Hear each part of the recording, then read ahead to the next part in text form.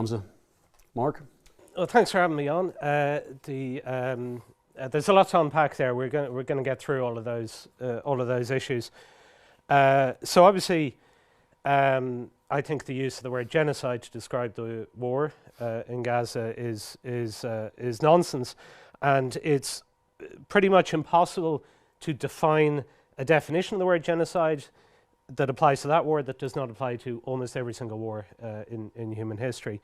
So what I want to do is go back to the intent and just start with the intent and see to where we've come from, because I've been speaking about Gaza for some years and written about Gaza, and I always had an optimism about Gaza, which is that what I want, and I think I can't speak for Israel, but certainly what the average person on my side of the fence wants is what we did want anyway until 7th of October was for the Gazans to pursue peace, was for the Gazans to pursue prosperity and peace, to accept that whatever dreams they had of conquering Jerusalem or getting back to 1948 were not going to happen, to accept the border was there between Gaza and Israel, to respect the border and make Gaza a wonderful place to be, a wonderful place to live, to stop the rocket fire, to pursue business, possibly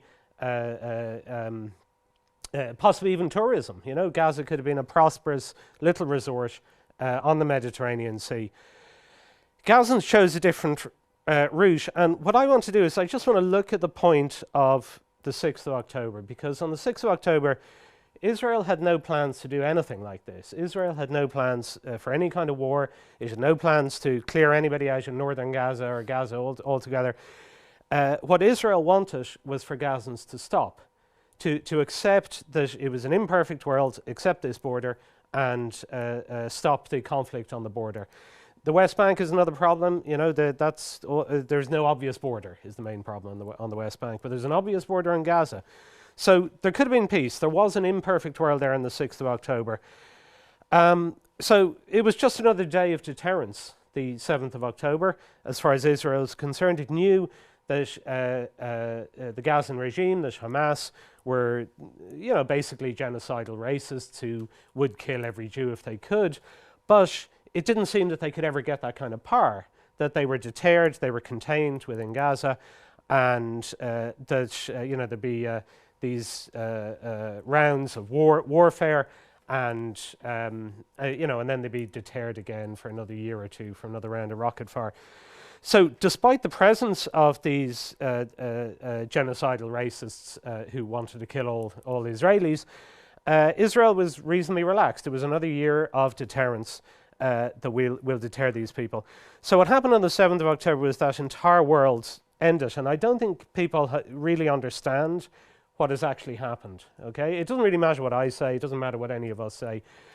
You have to understand what's changed in Israel, which is that deterrence is gone. Nobody believes in deterrence anymore since the 7th of October. Nobody believes that Hamas can exist there anymore and can be deterred and people can live near the border and be safe. What Hamas said to Israel, clearer than I think any group has ever said to any other group in the history of the world, or certainly right up there, is if you want to live, you have to exterminate us, Hamas. As Hamas, as a group, if you want to live, if you want to have any life for your children or anything, you have to exterminate us. That's what Hamas said to Israel. So that's what Israel is doing. Now, Israel does not want to exterminate the entire Gazan people or the Palestinian people across the West Bank. But Israel has declared that it is going to wipe Hamas off the map. And independent of what you or I think about this is, I think it's clear now after a few months, this is what's going to happen. This war is going to carry on all through 2024 until Hamas unconditionally surrenders. And that's actually the only way this ends. So there's no way that any kind of international court judgments, any kind of expelling of ambassadors, any kind of trade sanctions will make any difference. The only thing that will make any difference is Hamas surrendering and releasing the hostages. There's no way Israel is going to abandon those hostages. So I think it's a terrible, I'm not saying this is good, right? This is, war is appalling, right? All the innocents, and I have no doubt Though I deny it's genocide, absolutely, I have no doubt of the many, many innocents that have been killed, that have been injured, that have lost their homes through no fault of their own. War is horrible. What happened to the Israelis was obviously horrible. This is not my plan, and my plan was Gazans give up. And I even said this in a talk, that Gazans abandon the struggle, which is a kind of language that someone engaged in the struggle does not want to hear. Why don't you just abandon the struggle and pursue peace and prosperity? Because you could have a nice life if you just abandoned your dreams, abandoned your struggle, and pursued other dreams. So for me, that's what Gazans should have done. It's an absolute tragedy what's happened to Israel, and in particular to Gaza. Hamas have destroyed everything. And I think, independent of what we think about it, this is going to run. The only thing I think